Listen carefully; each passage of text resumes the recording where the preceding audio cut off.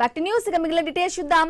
సుబ్రహ్మణ్యంను YCP MLC Anantha Babu హత్య చేసి door delivery చేయడం అమానుషమని టీడీపీ జిల్లా అధ్యక్షుడు పల్లా శ్రీనివాసరావు అన్నారు.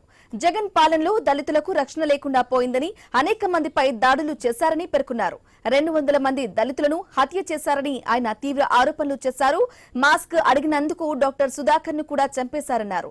గాజువాక టీడీపీ పార్టీ కార్యాలయంలో వీధి సుబ్రహ్మణ్యం వర్ధంతి కార్యక్రమం నిర్వహించారు. పల్లా శ్రీనివాసరావు చిత్రపటానికి పూలమాలలు వేసి టీడీపీ నేతలు నివాళులర్పించారు.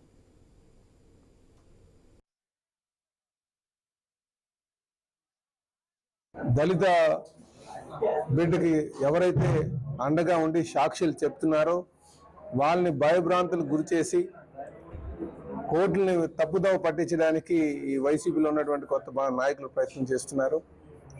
ఇది జరగకుండా ఉండాలని అనేక దళిత సోదరులతో ఓట్లతోనే గత ప్రభుత్వం గెలిచి దళితుల మీద దమనకాండం చేసినటువంటి పరిస్థితి. ఈరోజు అందుకే కూటమి ప్రభుత్వం దళిత సోదరులకు అండగా ఉందని చెప్పి తెలియజేస్తూ, ఎవరైతే డ్రైవర్ సుబ్రహ్మణ్యాన్ని హత్య చేశారో వాళ్ళందరూ కూడా శిక్ష పడే వరకు కూడా మేము వాళ్ళకి అండగా ఉంటామని చెప్పేసి ఆ కుటుంబానికి అండగా ఉంటామని చెప్పి తెలియజేస్తూ